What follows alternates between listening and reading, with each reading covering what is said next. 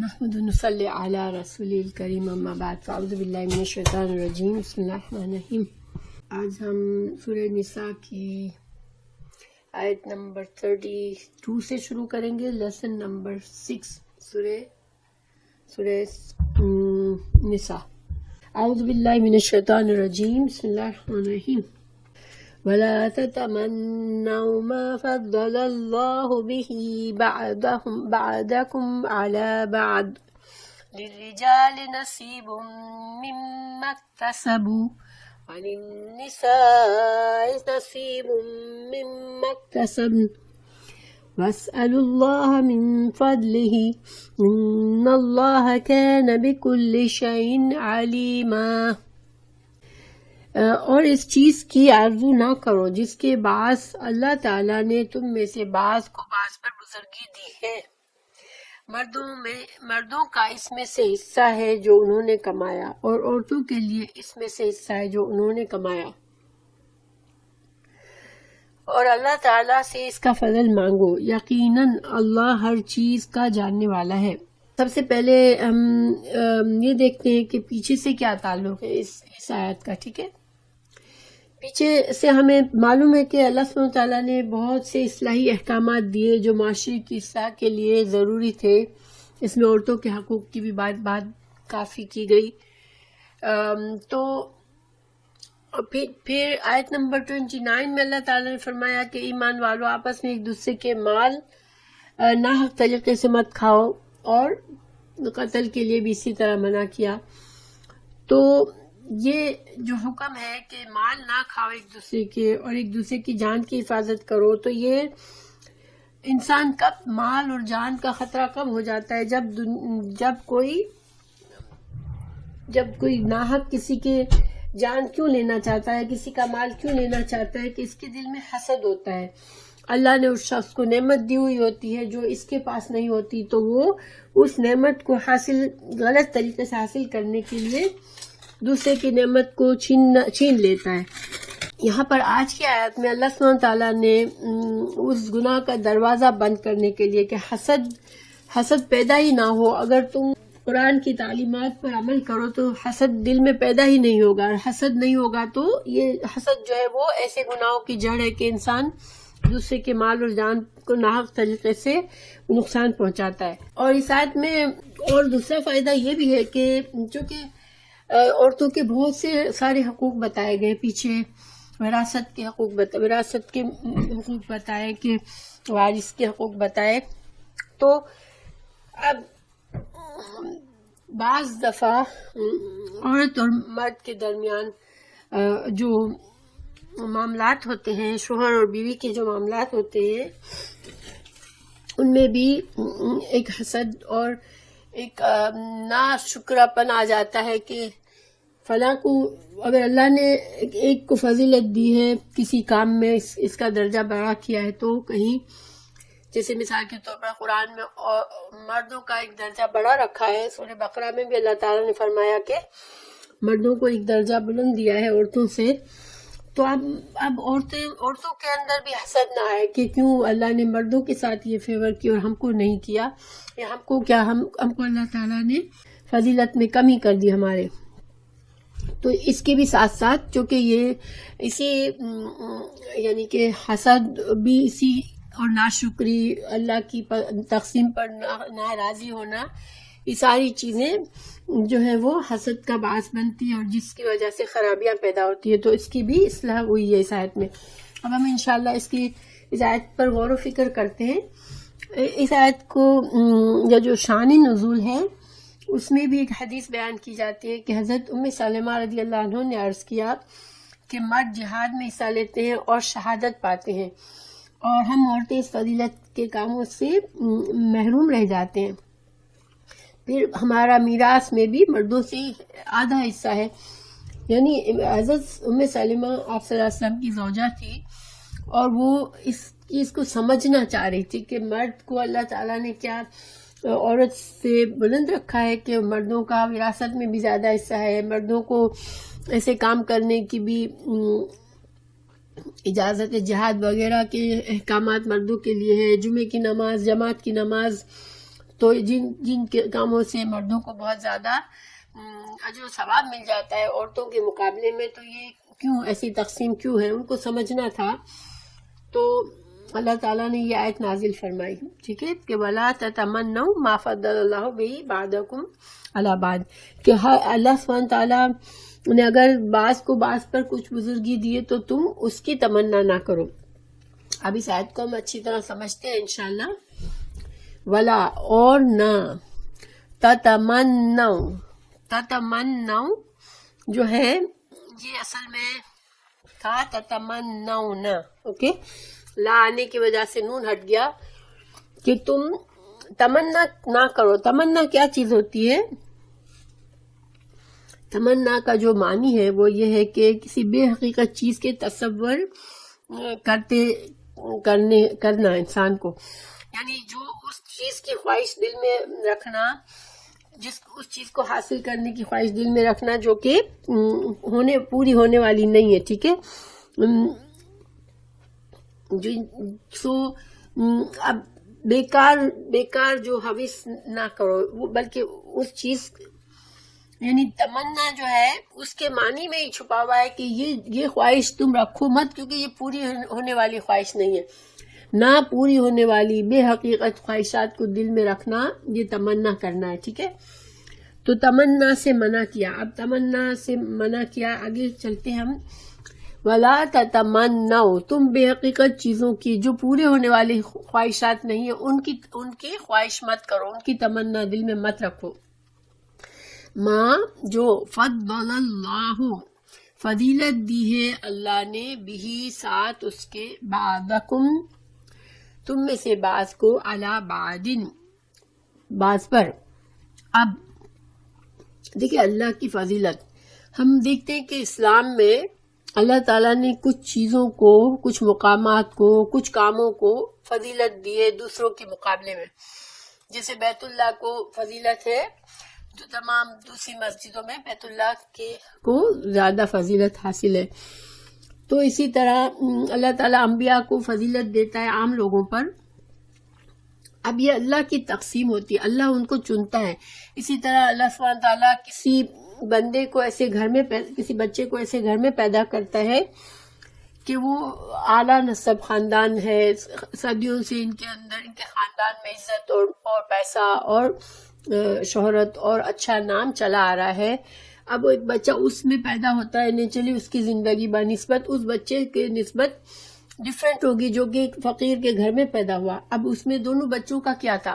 بچوں کی تو اس میں کوئی کمال نہیں تھا، لیکن یہ اللہ نے فضیلت دی، اللہ نے ایک کو دوسرے پر فضیلت دی، ٹھیک ہے. تو یہ اللہ سبحانہ تعالیٰ کی حکمت اور علم سے اللہ سبحانہ تعالیٰ ایک طبعی طور پر ایک فضیلت دیتا ہے، جو کہ جس کو ہم وہابی فضیلت کہتے ہیں. جب اللہ تعالیٰ نے اللہ نے اسے تحفہ دے دیا، اللہ نے اس کو وہ چیز ہبہ کر دی جس میں اس کا اپنا کوئی کمال نہیں تھا. ایک بندے کو اللہ خوبصورت پیدا کرتا ہے، ایک کو بدصورت پیدا کرتا ہے. اب اس میں اس بندے کی کوئی کمال نہیں ہے جس کو اللہ نے خوبصورت پیدا کیا، اور اس بندے کی کوئی اس میں کوتاہی نہیں ہے جس کو خوبصورتی نہیں ملی. تو اللہ سبحانہ تعالیٰ کی یہ تقسیم اللہ کے علم اور اللہ کے فضل سے ہے. اور اس میں بھی ہم کو یہ یقین رکھنا چاہیے کہ جب اللہ سبحانہ تعالیٰ کوئی فضل دیتا ہے کسی کو، تو چونکہ اللہ جانتا ہے، اللہ خالق ہے، اللہ جانتا ہے کہ کس بندے کو کس مقام پر رکھنا بہترین ہے اس بندے کے لیے، ٹھیک ہے. مثال کے طور پر اگر کسی کو بہت دولت مل جاتی ہے تو وہ دولت کی وجہ سے گمراہ ہو جانے کے چانسز اس انسان میں زیادہ ہے. کسی انسان میں جو ہے وہ غریبی میں اس کے لیے بہتر ہے کہ غریبی اس کے اندر عاجزی پیدا کرتی ہے اور وہ اللہ سے قریب ہوتا ہے. کسی انسان کے پاس دولت ہونے میں فائدہ ہوتا ہے، کیونکہ جب دولت اس کو ملتی ہے تو اس کا دل اور نرم ہوتا ہے اور وہ اس سے اللہ کو راضی کرنے کے کام کرنے کے قابل ہوتا ہے. تو یہ اللہ سبحانہ تعالیٰ جانتا ہے، ہم نہیں جانتے. ہمیں کیا کہا گیا کہ اللہ جو ہے وہ کسی کے ساتھ زیادتی نہیں کرتا. اللہ سبحانہ تعالیٰ اپنی مخلوق سے محبت کرتا ہے. اگر اللہ تعالیٰ کسی کو فضیلت دیتا ہے تو یہ اس کے علم اور حکمت کی وجہ سے، ٹھیک ہے.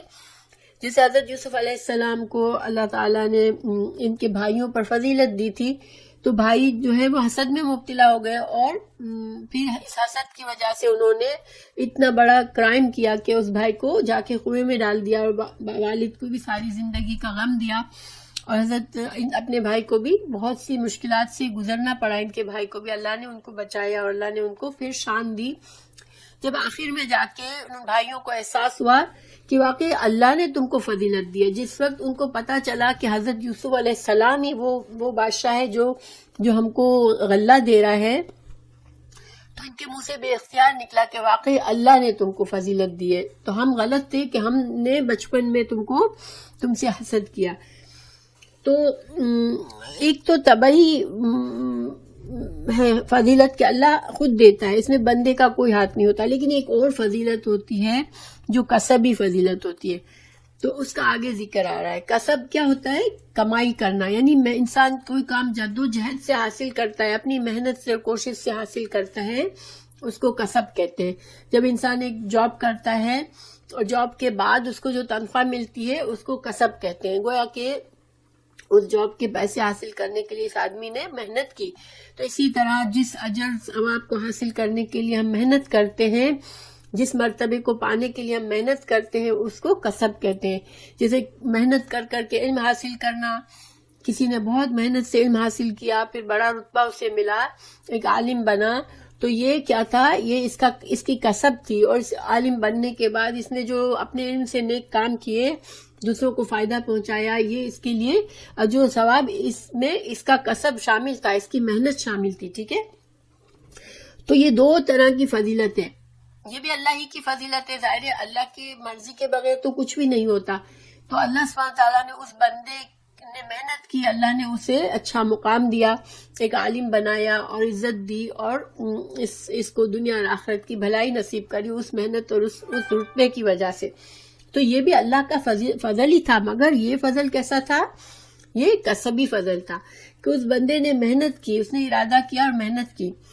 تو اس طرح کے فضل کے لیے انسان کو اجازت ہے کہ ایک دوسرے سے رشک کرے، کہ کسی کو دیکھے بہت محنت کر کے وہ بڑا علم حاصل کیا، اس نے بڑی محنت کی، کوئی بڑے بڑے نیکی کے کام کر رہا ہے، تو انسان کے دل میں خواہش آئے کہ میں بھی محنت کروں، میں بھی ایسا بنوں، میں بھی ایسے بڑے بڑے کام کر کے اجر و ثواب کماؤں۔ تو ایسے میں رشک جائز ہے، ٹھیک ہے؟ ایسے میں انسان کے دل میں حسد نہیں پیدا ہوتا، کیونکہ اس میں انسان کو دل کسی کی نعمت دیکھ کے وہ خود محنت کرتا ہے، اور پھر وہ بلند درجہ کے لیے دعا کرتا ہے اور اللہ سے مدد مانگتا ہے، تو اس کو وہ درجہ اس کو بھی مل جاتا ہے، یا اس سے بھی بڑا درجہ مل جاتا ہے، اور اس سے حسد نہیں پیدا ہوتا، ٹھیک ہے؟ تو اللہ سبحانہ تعالیٰ یہاں منع کس چیز کے لیے کیا ہے؟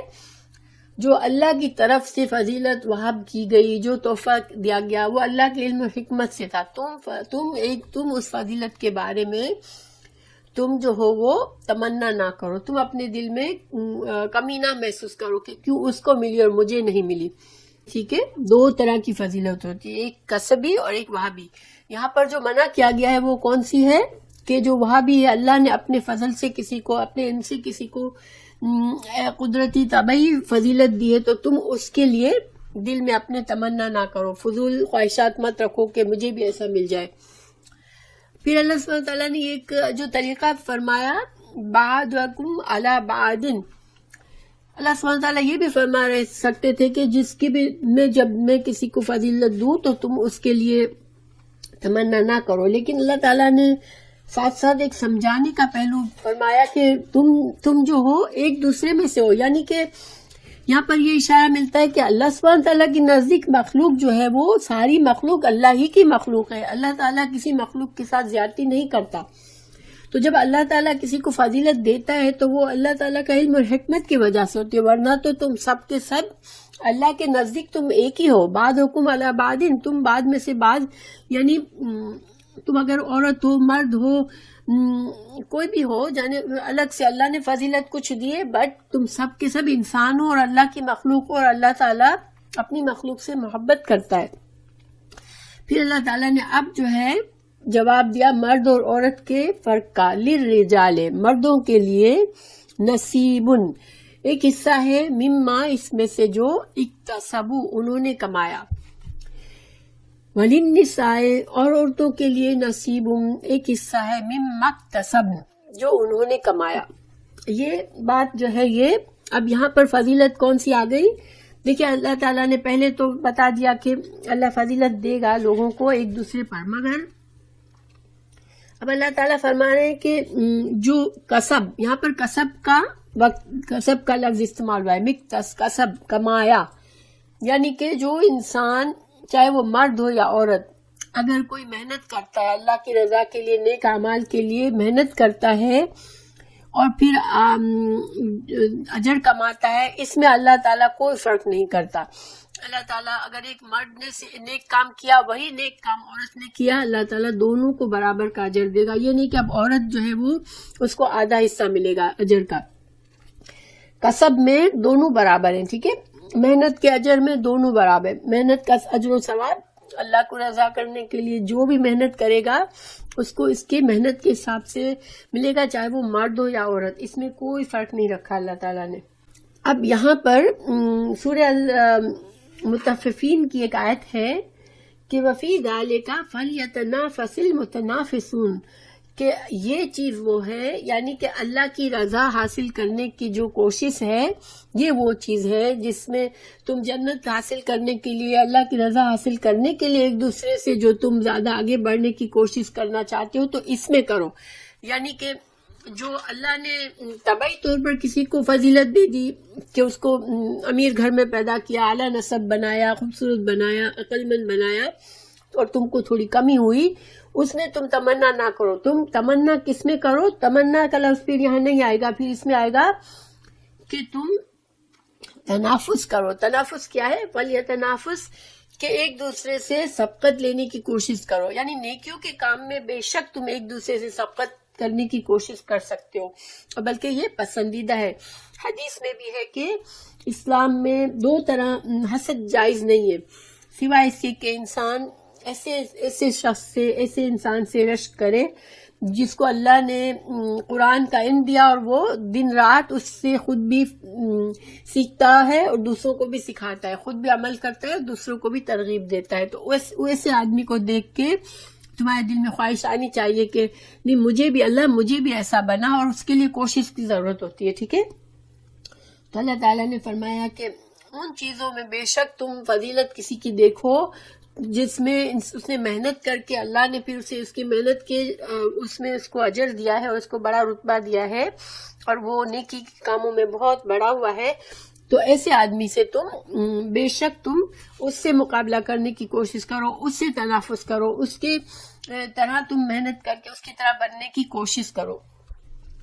اور پھر آگے یہ فرمایا کہ وَسَلُوا، اور سوال کرو اللہ سے، من فضل ہی، اللہ کی فضل کا سوال تم ہر وقت کر سکتے ہو، تمہارے لیے دروازہ کھلا ہے کہ اللہ مجھے بھی یہ فضل عطا کر، تو نے فلاں بندے کو یہ بڑا مقام دیا ہے مجھے بھی وہ عطا کر. تو یہ سوال کرنا جائز ہے، مگر ظاہری بات ہے کہ اب جو چیزیں نہیں بدل سکتی، کسی کی نسب نہیں بدل سکتی، کسی کی جلد کا کلر نہیں بدل سکتا، کسی کے مرد یا عورت ایک دوسرے سے بدل نہیں سکتے کہ مرد کہے کہ مجھے عورت بنا دے یا عورت کہے مجھے مرد بنا دے. لیکن یہ کہہ سکتے ہو کہ اللہ مجھے اس بندے کو تو نے اتنا مال دیا اور وہ اتنی اچھی طرح خرچ کرتا ہے اور تیرے اجر و ثواب کماتا ہے، تو مجھے بھی ایسا مال دے پاکیزہ کہ میں بھی اس کو خرچ کر کے تیری رضا حاصل کروں. کسی کو اللہ نے صحت دی ہے اور صحت کے ساتھ وہ بڑے بڑے نیکی کے کام کرتا ہے تو دعا کرے اللہ مجھے بھی ایسی تو صحت عطا کر اور توفیق عطا کر کہ میں بھی یہ کام کروں. تو یہاں پر ایک اور حکمت یہ ہے کہ اللہ کا فضل مانگو میں، کہ جب تم اللہ سے دیکھو، جب بھی ہمیں کیا سکھایا ہے، ہم جب دعا کریں تو ہم یہ نہ دعا کریں اللہ مجھے یہ گھر بہت پسند ہے یہ مجھے ملا دے، یا کوئی لڑکا کہے اللہ مجھے یہ عورت پسند ہے اس سے میری شادی کرا دے، یا اللہ مجھے فلاں فلاں جاب ملا دے. نہیں، ہمیں کیا طریقہ سکھایا ہے؟ اللہ سے یہ ہمیشہ دعا کرے اللہ اگر یہ چیز، یہ کام، یہ میرے لیے بہتر ہے، تو جانتا ہے تو مجھے یہ عطا کر، ٹھیک ہے، اور اس میں پھر تو برکت عطا کر، اس میں تو فضیلت عطا کر. یہ بہترین طریقہ ہے دعا مانگنے کا، اللہ کا فضل مانگنے کا، کیونکہ اللہ سبحانہ تعالیٰ ہی جانتے ہیں کہ اگر فلاں لڑکی سے یا فلاں لڑکے سے شادی ہوگی تو یہ دونوں آگے چل کے کیسے شوہر بیوی بنیں گے ایک دوسرے کے لیے، اچھے ہیں یا برے اللہ ہی جانتا ہے. یا فلاں جاب مجھے مل گئی تو یہ میرے لیے اچھی ہے یا نہیں یہ اللہ ہی جانتا ہے. اسی طرح فلاں گھر مجھے مل گیا تو اس میں میرے لیے برکت ہوگی یا خرابی ہوگی اللہ جانتا ہے. تو ہمیشہ اسپیسیفک چیزیں نہ مانگے، اللہ سے ہمیشہ اس طرح مانگے، اللہ مجھے اس چیز کی خواہش تو ہے مگر تو جانتا ہے میرے لیے بہتر ہے یا نہیں، اگر میرے لیے بہتر ہے تو مجھے تو یہ عطا کر دے. تو انشاءاللہ ہمارا اگر یہ عقیدہ رہے گا تو پھر اللہ تعالیٰ کا فضل ہمیں جو بھی ملے گا ہمارے لیے اس میں فائدہ ہی فائدہ ہے، کیونکہ اللہ ہی جانتا ہے کہ ہمارے لیے کس چیز میں فائدہ ہے. تو یہ ایک مسلمان جو ہے وہ ہمیشہ اللہ پر بھروسہ کرتا ہے. ٹھیک ہے. پھر ان اللہ کان بکل شیء علیما.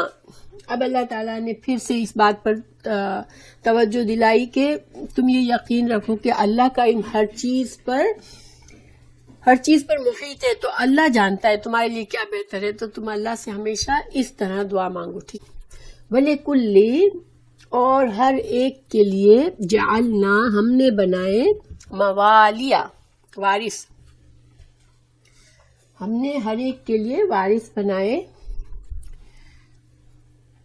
مما اس میں سے جو ترکا چھوڑ کر جائے، الوالدان والدین والاقربون اور رشتہ دار. تو موالی کیا ہوتا ہے؟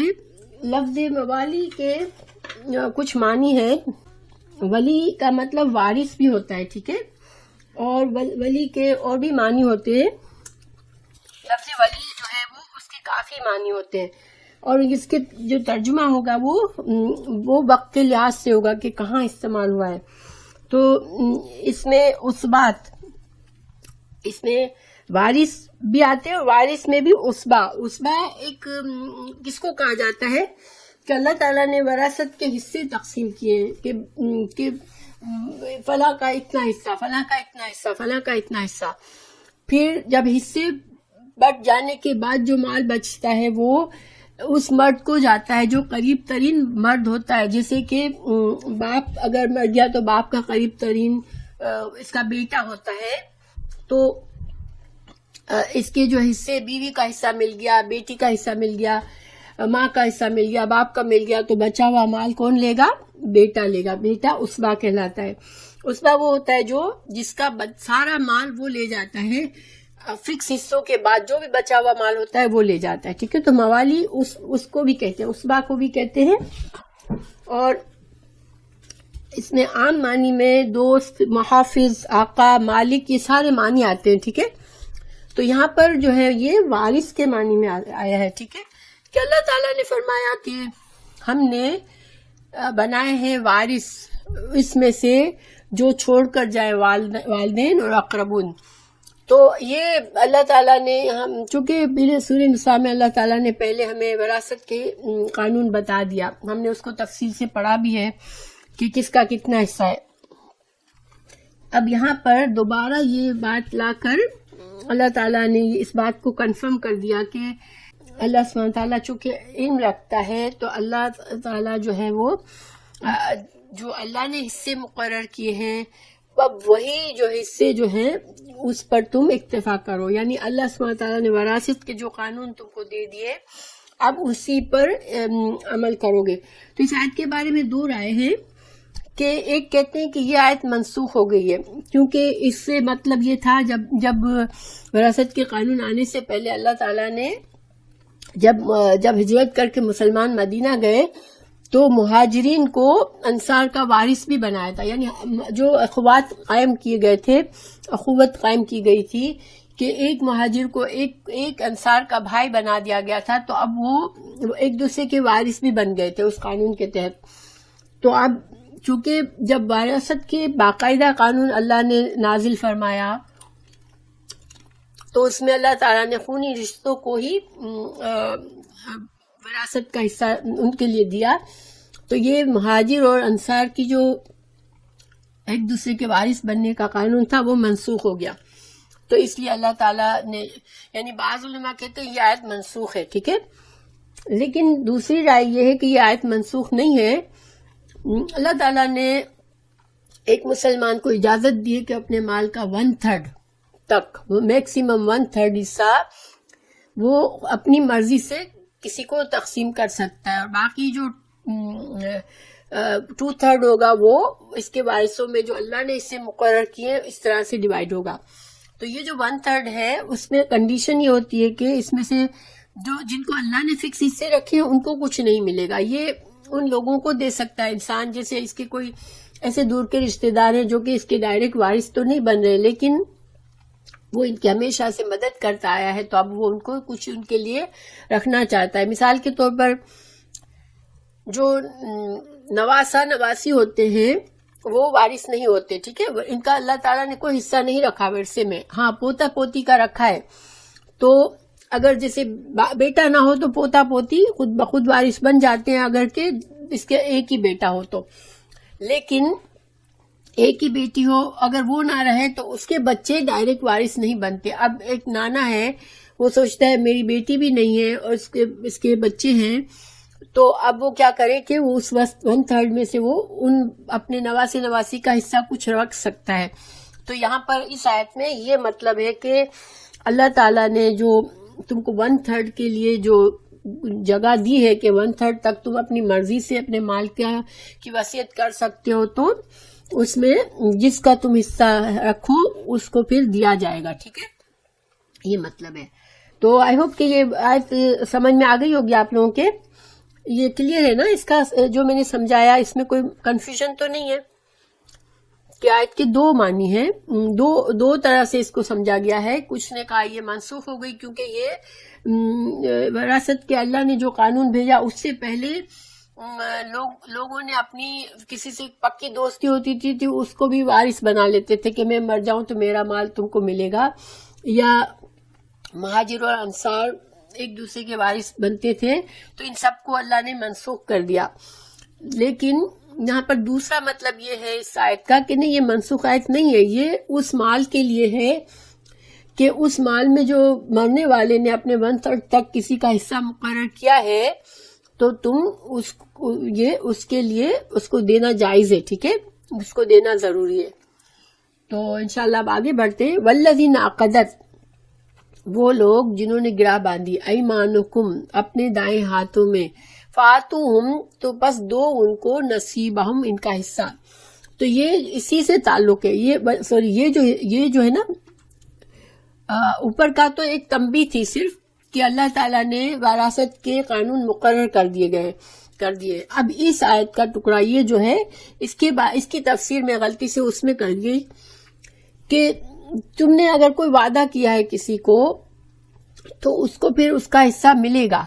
تو یہ وعدہ کون سا وعدہ ہے کہ مرنے والے نے اپنے 1/3 میں سے کسی کے لیے، کسی دور کے رشتہ دار کے لیے مقرر کیا ہو کہ یہ حصہ اس کو دینے کا ہے، تو پھر اس کے وارثوں کو اس کو دینا ہے، ٹھیک ہے. تو یہ مطلب ہے اس آیت کا. تو اب انشاءاللہ سمجھ میں آ گئی ہوگی بات. ان اللہ، بے شک اللہ تعالیٰ، کانا ہے، علی کل شیء شہیدا، ہر چیز پر گواہ. تو اب اللہ تعالیٰ یہاں پر ہمیں بتا رہے ہیں کہ یہ جو اگر انسان کوئی اپنے مال میں سے کوئی وصیت کر کے جاتا ہے، اس کی وصیت جو ہے اسلام کے مطابق ہے اور کسی کا حصہ وہ مقرر کر کے جاتا ہے، تو اب اللہ تعالیٰ جانتا ہے اگر اس کے پیچھے سے لوگ اس بات پر عمل نہیں کریں گے تو اللہ تعالیٰ اس پر گواہ ہے، وہ لوگ گنہگار بنیں گے، کیونکہ اللہ دیکھ رہا ہے، اللہ گواہ ہے اس بات پر. اور اسی طرح اگر مرنے والا غلط وصیت کر کے جائے گا تب بھی اللہ جانتا ہے. تو یہ یہاں پر اللہ تعالیٰ نے ایک تنبیہ کر دی کہ اگر صحیح وصیت ہے تو پھر اس کو اگر وارثوں نے اس پر عمل نہیں کیا تو بھی اللہ دیکھ رہا ہے اور وہ گناہگار ہوں گے، ان کو پکڑا جائے گا. اور اگر وصیت کرنے والے نے غلط وصیت کی تب بھی اللہ تعالیٰ دیکھ رہا ہے، وہ بھی گناہگار ہوگا. تو یہاں پر مال کی وصیت کی آیت آنے کا کیا مقصد ہے یہاں پر کہ اللہ کی تقسیم پر راضی رہو. بس اللہ تعالیٰ کے مال کا معاملہ ہے یا کوئی اور نعمت ہے، انسان اللہ کی تقسیم پر راضی رہے، یہ مطلب ہے. پیچھے کی آیت کا بھی یہی مفہوم تھا بیسیکلی کہ اللہ تعالیٰ کی تقسیم ہے، اللہ تعالیٰ نے جس کو جو دیا تم اس پر راضی رہو. یہاں بھی اللہ تعالیٰ نے جو وراثت کے حصے مقرر کیے تو تم اس پر دل میں تنگی نہ محسوس کرو، اس کو قبول کرو.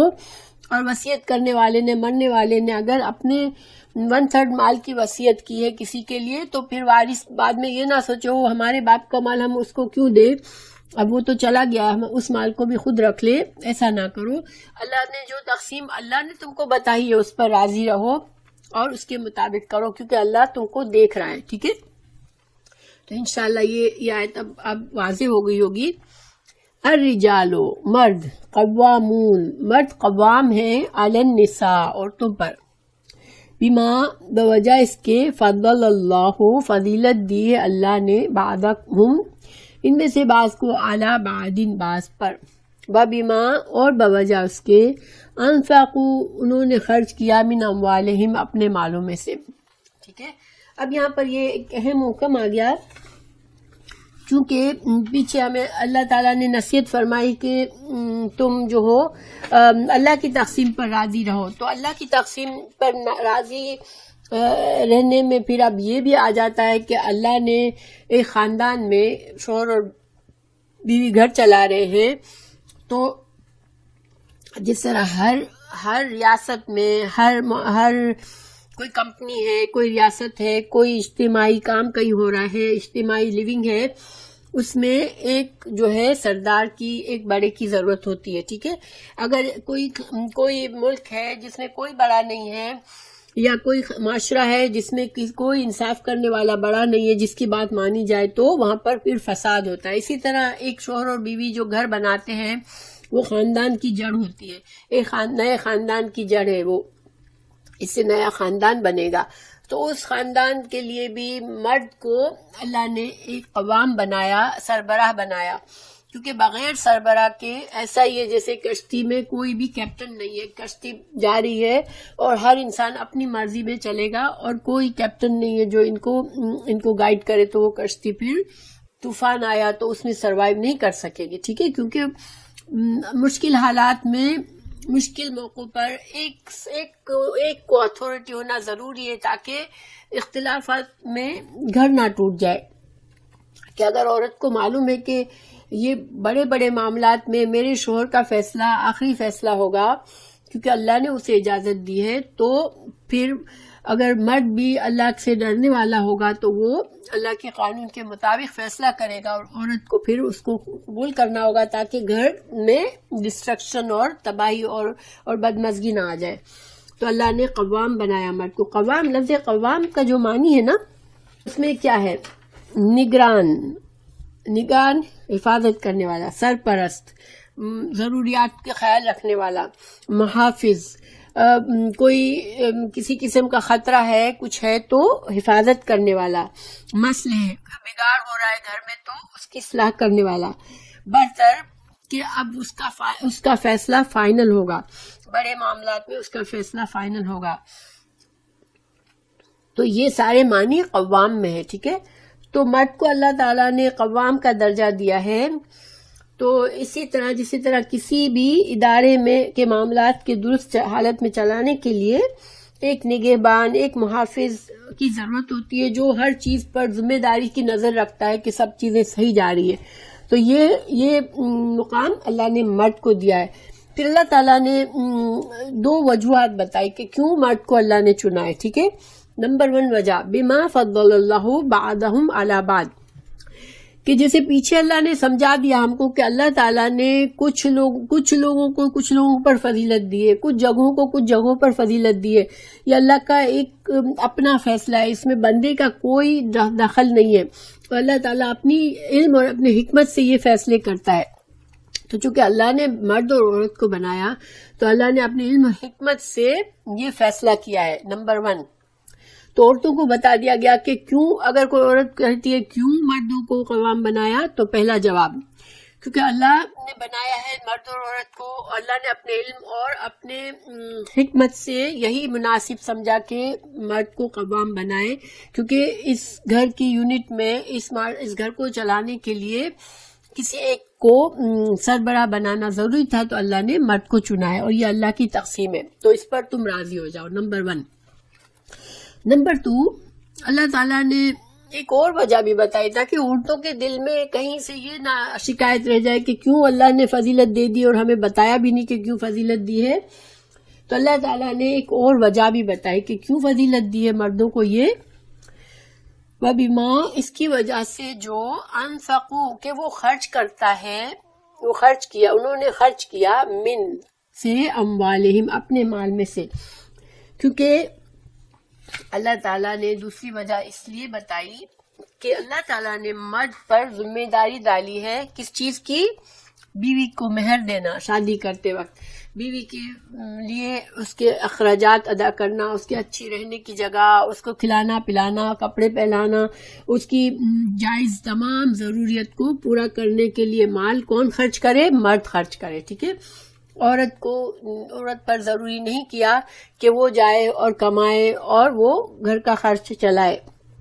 ہاں، اگر بعض اوقات ایسا ہوتا ہے مرد کسی وجہ سے کمزور ہے اور عورت کو آگے بڑھ کے یہ ذمہ داری ادا کرنی پڑتی ہے کہ وہ کماتی ہے اور گھر میں پیسہ لاتی ہے، تو یہ اس کا عورت کے لیے خاص اجر ہے۔ اگر وہ پھر بھی اللہ کے بتائے ہوئے قانون پر چلتی ہے، شوہر کی عزت بھی کرتی ہے، گھر کو اچھی طرح چلاتی بھی ہے، لیکن شوہر کا ساتھ ساتھ مدد بھی کرتی ہے مال کمانے میں بھی اور اخراجات کو ادا کرنے میں بھی، تو اس کو صدقہ، جیسے اس کو اسی طرح ثواب ملے گا جیسے وہ صدقہ کر رہی ہے، اللہ کے نام پر مال خرچ کر رہی ہے، تو اس کو اس طرح کا ثواب ملے گا۔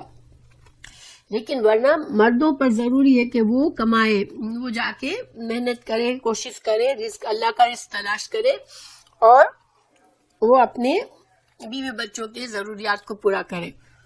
تو کیونکہ ایک انسان پر اللہ نے ایک ذمہ داری ڈال دی، عورت کو کچھ نہیں کرنا، گھر میں بیٹھنا ہے اور گھر کا کام چلانا ہے، لیکن مرد کو اچھے برے ہر حالت میں باہر جانا ہے اور کما کر لانا ہے، تو چونکہ یہ بہت بڑی ذمہ داری ہے، تو اس کے لیے اللہ تعالیٰ نے مرد کو ایک درجہ بلند بھی کر دیا، کیونکہ یہ بہت بڑے دل کی بات ہوتی ہے کہ مرد کما کر بھی آئے اور پھر خوش دلی سے اپنے گھر میں خرچ بھی کرے۔ اور انفارچونیٹلی بہت سے مرد جو ہیں وہ بہت زیادہ بیوی بچوں کے لیے کنجوسی کرتے ہیں، کیونکہ مال سے محبت ایک فطری چیز ہے، وہ اپنی دوسری خواہشات پر باہر لوگوں کے دکھاوے کے لیے خرچ کر لیں گے، لیکن بیوی بچوں کے معاملے میں بہت تنگی بخل کرتے ہیں، تو یہ پسندیدہ نہیں ہے۔ اس پر یہ مردوں کو اس پر جواب دینا پڑ سکتا ہے کہ اللہ تعالیٰ نے ان کو مال دیا، انہوں نے کیوں اپنے گھر والوں پہ خرچ نہیں کیا۔ تو چونکہ اتنی بڑی ایک ذمہ داری مرد پر ڈال دی اور اس کو اس کے لیے یہ پابندی لگا دی کہ وہ دل کھول کر اپنے گھر والوں کی ضروریات پر خرچ کرے، تو پھر اب ظاہر ہے کہ اس کو ایک ذمہ داری دی ہے، تو ہر ذمہ داری کے ساتھ نعمت ہوتی ہے اور ہر نعمت کے ساتھ ذمہ داری ہوتی ہے، تو اس کو پھر قوام بھی بنایا۔ اب عورتیں یہ نہ سوچے کہ ہم کو کیوں نہیں بنایا، مردوں کو کیوں دیا، کیونکہ مردوں پر جو ذمہ داری بھی بھاری رکھی ہے، ٹھیک ہے۔ پھر فالصالحات ہو، اب اللہ تعالیٰ نے عورتوں کی بھی ذمہ داری بتائی تھوڑی سی، کہ ابھی تک عورتوں کے سارے حقوق بتائے گئے، عورتوں کی حفاظت کرو، ان کے ساتھ اچھا سلوک کرو، ان کو مہر ادا کرو، ان کو ورثے میں حصہ دو، ان کو اچھی طرح سے گھر بساؤ۔ اس حدیث، اس کے لیے بھی ایک حدیث ہے کہ عاشرہن، یعنی کہ عورتوں کے ساتھ اچھی زندگی بسر کرو، ان کو اچھی طرح سے زندگی دو، یعنی مرد اپنی وسعت کے لحاظ سے مردوں سے کہا گیا کہ عورتوں کو اچھی زندگی دو، ان کو اچھا کھلاؤ پلاؤ، ان کے ساتھ فراخ دلی سے تم معاملہ کرو۔ تو اب عورت پھر کیا صرف اسی لیے ہے کہ وہ صرف فائدے اٹھائے، تو اب عورت کی ذمہ داری بتائی جا رہی ہے کہ تم کو اب کیا کرنا ہے۔ جب اللہ نے تم کو اتنی حفاظت مہیا کر دی، تمہارے لیے سارے کام کروا دیے مرد سے، تو اب تم کیا کرو گی؟ فالصالحات، تم نیک ہوں گی، ٹھیک ہے، تم اللہ کی عبادت گزار اور نیک بندیاں بنو گی، قانتات، اللہ کی فرما بردار ہوگی، اور پھر اللہ کی فرما برداری کے ساتھ یہاں پر ساتھ ساتھ چونکہ شوہر اور بیوی کے رشتے کو ڈسکرائب کیا جا رہا ہے، تو شوہر کی بھی فرما بردار، اچھے معاملات میں شوہر کی بات سننے والی، حافظات حفاظت کرنے والیاں، حفاظت میں یہ بھی شامل ہو جاتا ہے کہ عورت اپنی عصمت کی حفاظت کرے کہ بے حیائی کے کام نہ کرے، دوسرے گھر کے تمام معاملات میں حفاظت سے کام لے، یعنی کہ اپنے جو بھی عیب ہے گھر میں جو بھی معاملات ہیں، دیکھیے گھر کا معاملہ ایسا ہوتا ہے کہ شوہر اور بیوی کا بالکل ایک دوسرے لباس کی طرح ہوتے ہیں، اور اس سے ایک دوسرے کی خامیاں چھپی ہوئی نہیں ہوتی ہے، تو پھر جو خامیاں تمہیں پتہ ہے اپنے شوہر کی، ان کی تم حفاظت بھی کرو، ٹھیک ہے، ان کے رازوں کو ان کو دنیا میں ان کی بدنامی نہ کرو، ان باتوں کو عام نہ کرو۔ حافظات للغیب، غیب یعنی غیر حاضری میں، ان کی غیر حاضری میں تم ان رازوں کی حفاظت کرو۔ پھر بیما، اب اللہ تعالیٰ نے عورتوں کو پھر سمجھایا کہ تمہیں کیوں یہ کرنا ہے، بیما اس وجہ سے کہ حافظ اللہ نے تمہاری حفاظت کی، اللہ نے ایسے قانون بنائے کہ تم محفوظ رہ جاتی ہو، تم شادی کے بندھن میں آنے کے بعد محفوظ اپنے گھر میں رہتی ہو، تمہیں تحفظ حاصل ہوتا ہے، تمہیں بہت سے رائٹس حاصل ہوتے ہیں، تو تمہیں اللہ نے اتنی تمہاری حفاظت کا بندوبست کیا، تو تم بھی اپنے گھر کے اندر چار دیواری میں جو باتیں ہیں، جو چھپانے والی باتیں ہیں، ان کو عام نہیں کرو، ٹھیک ہے۔ واللاتی، اور وہ عورتیں، تخافونا، تم ڈرتے ہو۔ اب مردوں کو سمجھایا جا رہا ہے کہ دیکھیں ہر عورت تو ایسی نہیں ہوتی نا، جن عورتوں کے دلوں میں اللہ کی محبت ہوتی ہے، اللہ کا خوف ہوتا ہے، کہ دین کا علم ہوتا ہے، وہ تو ذمہ داری کو سمجھتی ہیں اپنی، لیکن اب ہر عورت جو ہے وہ ایسی نہیں ہوتی۔ بعض عورتوں کو جب بہت اچھا سلوک کیا جاتا ہے تو وہ بالکل بگڑ جاتی ہیں، یعنی کہ شوہر نائس ہے، اس کے لیے خرچہ بھی کر رہا ہے، اس کے نخرے بھی اٹھا رہا ہے، اس کو سب کچھ دے رہا ہے، تو وہ بجائے اچھا کرنے کے وہ اور بگڑ جاتی ہے، کہ یہ انسان کی نیچر ہے۔ بعض اوقات اس کو بہت آسانیاں، بہت پیار، بہت عزت ملتی ہے، تو وہ اپنے آپ کو سمجھتا ہے کہ میں ڈیزرو کرتا ہوں، اور وہ اس سے بگڑ جاتا ہے۔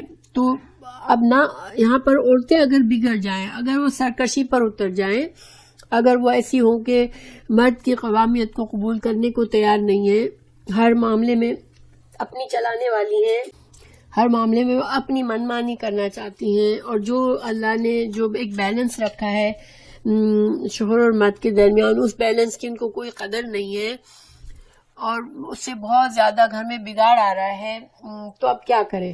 اب ایسے میں نشوز جو ہے سرکشی ہوتی ہے، کہ سرکش ہو جائے۔ سرکش کا مطلب ہوتا ہے کہ یہ مطلب نہیں ہے سرکش کا کہ عورت اپنی رائے دے گھر کے معاملات میں، سمجھدار عورت ہے، گھر میں رائے دے رہی ہے کسی معاملے میں، اچھے برے میں، تو یہ نہیں ہے مطلب کہ اب تم کو کوئی حق نہیں ہے رائے دینے کا، نہیں، یہ مطلب نہیں ہے۔ وہ تو شوہر اور بیوی کے معاملات میں مشورہ سے کام لینا، ایک دوسرے کے ساتھ عزت کرنا، یہ سب چیزیں تو پہلے ہی سمجھی ہوئی ہیں، لیکن یہاں پر جو نشوز ہے اس کا یہ مطلب ہے کہ کم عقل عورت جب اس کے دماغ میں یہ بات چڑھ جائے کہ میں جو ہوں بس حسینہ عالم ہوں، اور میرے آگے پیچھے سب سجدہ کریں، اور مجھے میری بات چاہے صحیح ہو غلط ہو بس میری بات چلے، گھر میں اب ایسی عورت آ گئی، اب کیا کرے شوہر؟ تو پھر اللہ تعالیٰ نے 3 باتیں بتائی ہو مرد کو۔ فَإِن تَخَافُوا نُشُوزَهُنَّ، اگر ان کی سرکشی سے تم کو ڈر ہے کہ یہ بہت سرکش ہو رہی ہے اور معاملات خراب ہو رہے ہیں، تو کیا کرو؟ سب سے پہلے نمبر 1 فَعِظُوهُنَّ، تم ان کو نصیحت کرو، ان کو سمجھاؤ، چاہے تم سمجھاؤ، چاہے کوئی ایسا سمجھدار آدمی ہو تم دونوں کے سامنے، تم اس کے ذریعے اس کو سمجھاؤ کہ بھائی یہ طریقہ صحیح نہیں ہے۔ اگر وہ نہیں ان کو سمجھ آ رہی تو پھر کیا کرو؟ نیکسٹ اسٹیپ وَاهْجُرُوهُنَّ، پھر ان کو بستر میں اکیلا، فی المضاجع، بستروں میں اکیلا چھوڑ دو کچھ عرصے کے لیے ان سے ہم بستری نہ کرو، تم اپنا بستر الگ کر لو، مگر گھر الگ کرنے کو نہیں کہا اللہ نے کہ مرد گھر چھوڑ کے چلا جائے، بس بستر سے الگ ہو جائے۔ اور اس کے لیے بھی یہ نہیں کہ ساری زندگی کا معاملہ ہے، صرف ایک مخصوص وقت کے لیے۔ آپ صلی اللہ علیہ وسلم سے ہمیں 1 مہینہ کا پتہ چلتا ہے کہ 1 مہینے کے لیے آپ صلی اللہ علیہ وسلم نے بھی اپنی بیویوں سے علیحدگی اختیار کی تھی، کیونکہ کوئی ایسا معاملہ ہوا تھا جس سے آپ صلی اللہ علیہ وسلم کا دل دکھا تھا. سب عورتیں جو تھی وہ سب بیویاں جو تھی وہ زیادہ نان نفقہ کے لیے آپ صلی اللہ علیہ وسلم سے بحث کر رہی تھی کہ ہمیں زیادہ پروویژن چاہیے, ہمیں گھر میں زیادہ خرچ چاہیے. تو اس وجہ سے آپ صلی اللہ علیہ وسلم جو تھے وہ 1 مہینے کے لیے الگ ہو گئے تھے, کیونکہ آپ صلی اللہ علیہ وسلم ایک سمپل زندگی گزارنا چاہتے تھے. دنیا کی آسائشوں کو بہت زیادہ وہ اپنے گھر میں نہیں لانا چاہ رہے تھے, اور بیویوں کو بھی تقویٰ سکھانا چاہ رہے تھے کہ جنت میں انشاءاللہ ہمارے لیے جنت میں نعمتیں ہیں, ایک صحیح بس ریزنیبل قسم کے طریقے سے رہو. لیکن جب مال زیادہ آنے لگا, جب جنگ میں بہت زیادہ فائدہ ہوا, تو بہت لوگوں کو جب بہت زیادہ دیا گیا تو ان کی بیویوں کو احساس ہوا کہ ہمیں کیوں نہیں دیا گیا, ہمیں بھی کچھ دینا چاہیے تھا, کیونکہ ہمارے گھر میں بھی بڑی تنگی ہے. تو اس پر آپ صلی اللہ علیہ وسلم جو تھے وہ علیحدگی اختیار کر لی تھی. تو یہ دوسرا طریقہ ہے. نمبر 3 وَضْرِبُوهُنَّ. تیسرا, اب اس سے پہلے دو لیول پر کوئی گھر میں بہتری نہیں آئی, اس کی سرکشی میں کوئی کمی نہیں آئی, تو کیا کرو, فائنل اسٹیج اس کو مار سکتے ہو. اب یہ جو آیت ہے اس کے بارے میں بہت سی احادیث ہیں, کوئی ایسی نہ کہ شدید مارنا ہو, بس معمولی سی ایک طرح سے ایک اس کو سکھانا ہو کہ یہ لاسٹ اسٹیج پہ تم ہو. اور پہلا زمانہ ایسا ہوتا تھا کہ عورتوں کو بھی قرآن کا پتہ ہوتا تھا, مردوں کو بھی پتہ ہوتا تھا. ٹھیک ہے, اس کے بارے میں حدیث ہے, آپ صلی اللہ علیہ وسلم نے فرمایا عورتوں کے بارے میں اللہ تعالیٰ سے ڈرو, کیونکہ وہ تمہارے پاس قیدیوں کی طرح ہیں, تمہاری حکومت میں ہے, تمہارا ان پر یہ حق ہے کہ تمہارے بستروں پر کسی ایسے شخص کو نہ بیٹھنے دے جسے تم ناپسند کرتے ہو. اب دیکھیں, سرکشی کا مطلب یہ کہ اس حد تک بے باک عورت ہو جائے کہ وہ بے حیائی والے کام کرنے لگے, اور گھر میں ایسے مردوں کو لانے لگے جس سے شوہر نے منع کیا ہو. تو یہ مرد کا حق ہے کہ شوہر اس کے ساتھ سختی کر سکتا ہے, اور اگر وہ ایسا کرے تو انہیں زود و کوب دو, یعنی کہ پھر ان کے ساتھ سختی کرو, ان کو اگر ہلکا سا مارنا بھی پڑ جائے تو مار لو. ٹھیک ہے, مگر بہت سخت نہیں, یعنی کہ زود و کوب میں ساتھ بھی آپ صلی اللہ علیہ وسلم نے فرمایا کہ بہت سخت نہیں, یعنی کہ معمولی, صرف اس کو سمجھانے کی حد تک. اور ان کا تم پر یہ حق ہے کہ تم انہیں دستور کے مطابق کھانا اور کپڑا دو, یعنی کہ عورتوں کا یہ حق ہے کہ شوہر اچھی طرح اگر اللہ نے شوہر کو دیا ہے تو اچھی طرح سے ان کے جائز ضروریات کا خرچ خوش دلی کے ساتھ تم ادا کرو. یہ حضرت ابن عباس کی روایت ہے, اور اس کو جو ہے وہ صحیح مسلم میں روایت کیا ہے. ٹھیک ہے, تو اس کے علاوہ بھی آپ صلی اللہ علیہ وسلم نے فرمایا کہ تم میں سے بہتر مرد وہ ہے جو اپنی بیوی کے ساتھ اچھا ہے. تو گویا کہ یہ جو ہے اس کو غلط سمجھنا, اس آیت سے بہت سے لوگوں نے غلط مطلب لیا ہے, اور وہ جو ہے قوامیت کا غلط مطلب سمجھ کر انہوں نے سمجھا کہ ہم جو چاہے کریں. تو اللہ تعالیٰ نے پھر آگے مزید سمجھایا, اب مردوں کو سمجھا رہے اللہ تعالیٰ, فَإِن, پھر اگر اطعناکم, اگر وہ اطاعت کر لیں, اگر وہ بات مان لیں, فلا, تو نہ, تبغوا, تم تلاش کرو, علیہن سبیلا, پھر تم اس کو بلا وجہ جھوٹ موٹ کے بہانے بنا کر یا اس کو پرانی بات کو دماغ میں لے کر اس کے ساتھ غلط طریقہ نہ کرو. پھر تم کوئی ایسا ذریعہ نہ ڈھونڈو جس کے ذریعے تم ان کے ساتھ بغاوت کا عمل کرو, یعنی کہ ان کے ساتھ تم زیادتی کرو. اگر وہ اپنا رویہ ٹھیک کر لے تو تم پھر اس بات کو بھول جاؤ, پھر اچھی طرح سے رہو.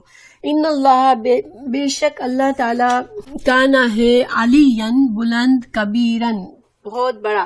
اب مردوں کو ایک اور وارننگ دے دی کہ دیکھو, تم کو قوام بنانے کا یہ مطلب نہیں ہے کہ تم زیادتی پر اتر آؤ, کیونکہ تم سے بڑا اللہ ہے, اللہ سب سے بڑا ہے. اور اللہ تعالیٰ, تم نے اگر زیادتی کی تو پھر ایک طرح سے ایک دھمکی ہے مردوں کے لیے کہ اللہ تعالیٰ جو ہے, اللہ نے تمہیں قوام بنایا, تم اپنی بڑائی کے زوم میں عورت پر ظلم کرنے پر تل جاؤ گے تو سوچ لو کہ اللہ تم سے بڑا ہے. یہاں پر یہ تو آیت مردوں کو سمجھایا گیا، ٹھیک ہے، لیکن عورتوں کو بھی اللہ تعالیٰ نے سمجھایا ہے، جو کہ انشاءاللہ آئندہ آئے گی۔ میں صرف آپ کو تھوڑا سا اس کا ساتھ، چونکہ ہم یہ نہ سمجھ لیں، ایک سائڈ سمجھنا کبھی کبھی خطرناک ہوتا ہے۔ کوئی بھی ایک سائڈ سمجھتی ہے میرے بہت سے رائٹس ہیں تو وہ غلط ایکٹ کر سکتی ہے، اسی لیے عورتوں کو سمجھایا 128 آیت سورہ نساء میں۔ جب کسی عورت کو اپنے شوہر سے بدسلوکی یا بے رخی کا خطرہ ہو تو کوئی مذائقہ نہیں اگر میاں اور بیوی کچھ حقوق کی کمی بیشی پر آپس میں صلاح کر لیں۔ صلح بہرحال بہتر ہے۔ نفس تنگ دلی کی طرف جلد مائل ہو جاتا ہے، لیکن اگر تم احسان سے پیش آؤ اور خدا ترسی سے کام لو تو یقین رکھو کہ اللہ تمہارے اس طرز عمل سے بے خبر نہیں ہے۔ اب یہاں پر ایک مرد کے نشوز، مرد اگر زیادتی کرنے والا ہے، ٹھیک ہے، عورت نہیں کر رہی زیادتی، یہاں پر اب مرد زیادتی کرے۔ اب عورت کو اللہ تعالیٰ نے سمجھایا کہ تمہارے پاس کیا چوائسز ہیں، ٹھیک ہے۔ تو ایک چوائس یہ بتائی اللہ نے کہ تم ڈسکس کرو مرد سے کہ ٹھیک ہے تم اس وجہ سے میرے ساتھ زیادتی کر رہے ہو کہ تمہیں ایک مثال دے رہی ہوں، ٹھیک ہے۔ اللہ تعالیٰ نے تو ایک جنرل بات کی۔ اب عورت کہے کہ ٹھیک ہے تم مجھ پر کم خرچ کرنا چاہ رہے ہو تو ٹھیک ہے، میں اس کم خرچ پر تم سے گزارا کر لوں، لیکن تم میرے ساتھ زیادتی نہ کرو۔ تو اگر یہ بات ہے تو ٹھیک ہے، اگر ان دونوں نے اس پر صلاح کر لی، لیکن ہر حال میں گھر کا ماحول اچھا رکھنا ضروری ہے، ٹھیک ہے۔ خلاصہ کیا ہے کہ اللہ سبحانہ تعالیٰ نے حقوق جہاں کسی کو دیے تو ساتھ ساتھ حقوق کے ساتھ فرائض بھی دیے ہیں، تو انسان کو حقوق اور فرائض کا اپنے خیال رکھنا ہے۔ کوئی بھی انسان اگر خود غرض ہو جاتا ہے، اگر وہ صرف اپنے حقوق کی طرف جاتا ہے اور فرائض کو بھول جاتا ہے، تو اللہ سبحانہ تعالیٰ نے ہمیں یہ سکھایا کہ حقوق اور فرائض میں بیلنس رکھو، ٹھیک ہے۔ پھر آگے اللہ تعالیٰ نے پہلے تو شوہر اور بیوی کو سمجھایا، اب ان کے رشتہ داروں کو، ان کے معاشرے کے لوگوں کو سمجھا رہے ہیں کہ ایک گھر ٹوٹ رہا ہے، گھر میں ٹربل ہو رہا ہے، کسی طرح صلاح صفائی نہیں ہو رہی تو کیا کرو۔ وَإِنْ خِفْتُمْ، اگر تم ڈرو، شقاق، دشمنی، اختلاف، بینہما، ان دونوں کے درمیان، اگر شوہر اور بیوی کا اب اختلاف اتنا بڑا ہو گیا کہ گھر سے باہر معاملہ چلا گیا تو کیا کرو، تو جو خاندان کے بڑے لوگ ہیں وہ کیا کریں، فَبَعَثُوا، تو مقرر کرو، حَكَمًا، ایک منصف، من اہلہ، اس گھر والوں، اس کے گھر والوں کی طرف سے، حَكَمًا، اور ایک منصف، من اہلہا، اس عورت کے گھر والوں میں سے۔ تو پھر ایسے حالات میں تم دو عادل، دو منصب، دو حاکم لوگوں کو، جو کہ سمجھدار ہو، جو کہ اچھی طرح سے فیصلہ کرنا جانتے ہو، جو باعث نہ ہو کہ کسی ایک کی طرف جھک جائیں گے، ایسے دو لوگوں کو لو اور ان کے ساتھ فیصلہ کرواؤ۔ ان یریدا، اگر وہ دونوں چاہیں گے، اصلاح کرنا، اگر یہ مرد اور عورت جن کے گھر میں جھگڑے چل رہے ہیں، اگر ان دونوں کے دل میں نیت ہوگی کہ ہمارا گھر نہ ٹوٹے، یوفق اللہ، تو موافقت پیدا کر دے گا اللہ، بینہما، ان دونوں کے درمیان، چونکہ اللہ تعالیٰ دلوں کو پھیرنے والا ہے۔ اگر کہیں پرابلم تو ہے لیکن پھر بھی دلوں میں یہ خواہش ہے کہ کاش ہمارے گھر میں جھگڑا نہ ہو، کاش ہم مل جل کر رہیں، تو پھر اس طرح سے کوئی اور سمجھدار آدمی بیچ میں پڑھ کے ان کے فیصلہ کرا دے، اور اللہ تعالیٰ اگر شوہر اور بیوی کے دل میں خواہش ہوگی کہ وہ اچھی طرح زندگی گزارے تو اللہ تعالیٰ ان کے دلوں میں موافقت پیدا کر دے گا۔ ہمارے دلوں پر اللہ سبحانہ تعالیٰ ہی کی مرضی سے ہمارے دل چلتے ہیں، چاہے ہم مانے یا نہ مانے اللہ کی بات، ہمارے دل اللہ ہی کے قبضے میں ہے۔ ان اللہ، بے شک اللہ تعالیٰ، کانا ہے، علیمن، علم والا، خبیرن، خبر رکھنے والا۔